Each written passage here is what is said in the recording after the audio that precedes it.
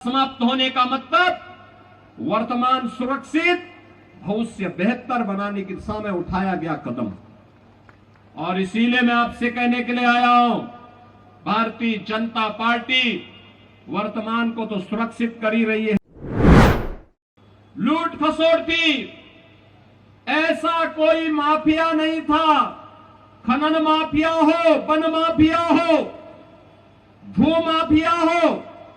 संगठित अपराध में लिप्त माफिया हो या गौ। नमस्कार, मैं आश्रुति और आप देख रहे हैं नेक्स्ट 9 न्यूज। आपका बहुत बहुत स्वागत हमारे इस खास प्रोग्राम में। बात करेंगे योगी आदित्यनाथ को लेकर, क्योंकि हरियाणा में जो चुनाव आने वाले हैं, इस चुनाव के लिए अब तमाम भारतीय जनता पार्टी के जो नेता हैं वो कहीं ना कहीं अपनी तैयारियां शुरू कर चुके हैं। हरियाणा में भारतीय जनता पार्टी इस बार अपनी साख आजमाती नजर आ रही है। 90 विधानसभा सीटें हैं और इन 90 विधानसभा सीटों पर आखिर भारतीय जनता पार्टी कितनी सीटों पर जीत दर्ज करती नजर आएगी, ये भी बड़ा सवाल है। और इसी बीच कहा यह भी जा रहा है कि अगर बीजेपी इस बार हरियाणा में साख नहीं बचाती है तो विपक्षी दल यानी कांग्रेस और चाहे गठबंधन की पार्टियों को ही देख लीजिए, कहीं ना कहीं तमाम गठबंधन की पार्टियां और कांग्रेस जो है वो अपनी जीत का शंख भी बजाती नजर आएगी, कहीं ना कहीं रणनीति के तहत आगे भी बढ़ती नजर आएगी। हालांकि मौजूदा परिस्थितियों पर अगर गौर कर लिया जाए तो हरियाणा में कहीं ना कहीं इस वक्त की जो स्थिति है वो थोड़ी नाजुक बनी हुई है, क्योंकि हरियाणा में भले ही भारतीय जनता पार्टी जीत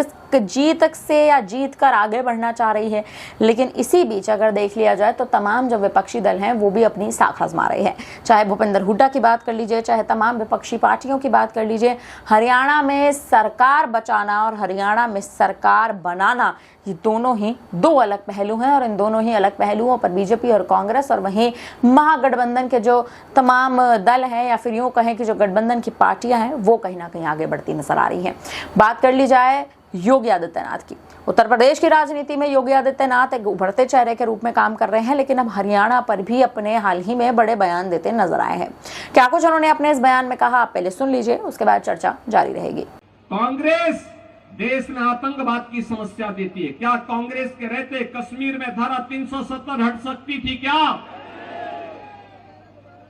देश के अंदर आतंकवाद की जड़ें धारा 370 थी, मोदी जी ने समाप्त कर दी, यानी आतंकवाद समाप्त। आतंकवाद का समाप्त होने का मतलब वर्तमान सुरक्षित, भविष्य बेहतर बनाने की दिशा में उठाया गया कदम। और इसीलिए मैं आपसे कहने के लिए आया हूं, भारतीय जनता पार्टी वर्तमान को तो सुरक्षित कर ही रही है, भविष्य को बेहतर बनाने की दिशा में कार्य कर रही है। याद करिए 10 वर्ष पहले का हरियाणा, कांग्रेस के भ्रष्टाचार से आकंठ डूबा हुआ था, लूट खसोट थी, ऐसा कोई माफिया नहीं था, खनन माफिया हो, वन माफिया हो, भू माफिया हो, संगठित अपराध में लिप्त माफिया हो या गौ माफिया हो, ये सभी के सभी कांग्रेस के शागिर्द थे। ये सभी हरियाणा का शोषण कर रहे थे, हरियाणा के विकास में रोड़े अटका रहे थे। 10 वर्ष के अंदर हरियाणा ने विकास की एक नई यात्रा प्रारंभ की। आज आधुनिक इंफ्रास्ट्रक्चर 4 लेन और 6 लेन की सड़कों के माध्यम से, मेट्रो के माध्यम से, हर घर नल की योजना के माध्यम से, आईआईटी, आईएम और एनआईटी, एम्स जैसे संस्थानों के माध्यम से, स्पोर्ट्स यूनिवर्सिटी के माध्यम से, निवेश के बेहतरीन डेस्टिनेशन के रूप में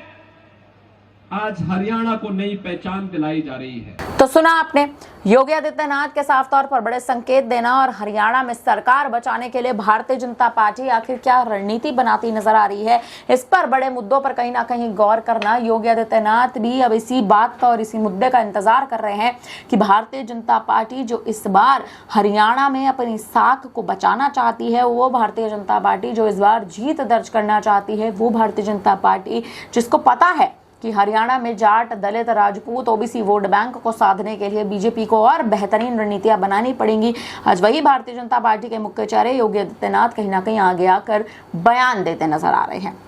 हालांकि राजनीतिक स्थिति पर, परिस्थितियों पर अगर बात कर ली जाए तो योगी आदित्यनाथ उत्तर प्रदेश के बाद अब हरियाणा की राजनीति में एंटर कर चुके हैं। कहीं ना कहीं चुनावी जनसभाओं में अमित शाह, प्रधानमंत्री मोदी, जेपी नड्डा के साथ कंधे से कंधा मिलाकर आगे बढ़ने के बड़े प्रयास कर रहे हैं। लेकिन भारतीय जनता पार्टी इस वक्त एक बहुत ही सीधे तौर पर कहें तो कहीं ना कहीं एक ऐसी परिस्थिति का सामना करती नजर आ रही है जो परिस्थिति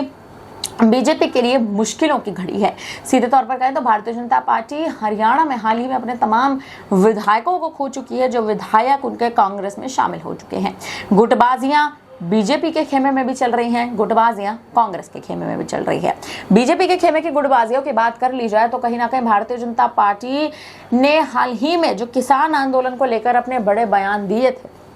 या फिर आप याद करें 2020 से शुरू हुआ किसान आंदोलन, जो हाल ही में 2023 के अंत में भी शुरू हुआ था, 2024 के एक तरह से कहें तो कुछ महीने तक कहीं ना कहीं जाता नजर आया था, जब हरियाणा की सरहद को भी पार करने के लिए पंजाब से कूच किए गए किसानों को आने नहीं दिया गया था।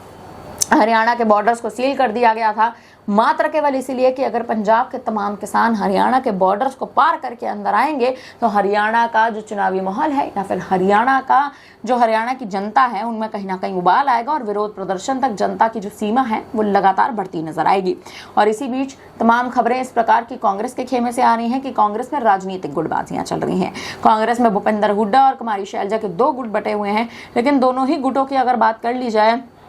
तो कहीं ना कहीं भूपेंद्र हुड्डा हाल ही में कुमारी शैलजा को मनाते नजर आए थे, कुमारी शैलजा से बातचीत करते नजर आए थे। राहुल गांधी ने भी हाल ही में कुमारी शैलजा को कहीं ना कहीं मनाया है, कुमारी शैलजा को बड़ी जिम्मेदारी सौंपी है। जिम्मेदारी सौंपने के साथ साथ ही अब कयास इस बात के लगाए जा रहे हैं कि भारतीय जनता पार्टी जो तमाम बड़ी परिस्थितियों से निकल कर आ रही है, जिनके विधायकों ने हाल ही में पार्टी का साथ छोड़ दिया, जिनके विधायक कहीं ना कहीं बीजेपी से अलग होकर कांग्रेस में, आम आदमी पार्टी में, महागठबंधन की तमाम गठबंधन के दलों में जाकर शामिल हो गए, आज वही कांग्रेस और आज वही भारतीय जनता पार्टी जो है वो अपनी परिस्थिति को मजबूत करना चाह रही है, मात्र केवल हरियाणा के चुनावी माहौल को देखते हुए। दूसरी ओर नायब सिंह सैनी की अगर बात कर लें तो नायब सिंह सैनी कहीं ना कहीं अपनी परिस्थितियों को भी मजबूत करना चाहते हैं, लेकिन योगी आदित्यनाथ का अब उत्तर प्रदेश के बाद हरियाणा को लेकर ये बयान देना सुर्खियों में आ चुका है। देखा जाए तो भूपेंद्र सिंह हुड्डा,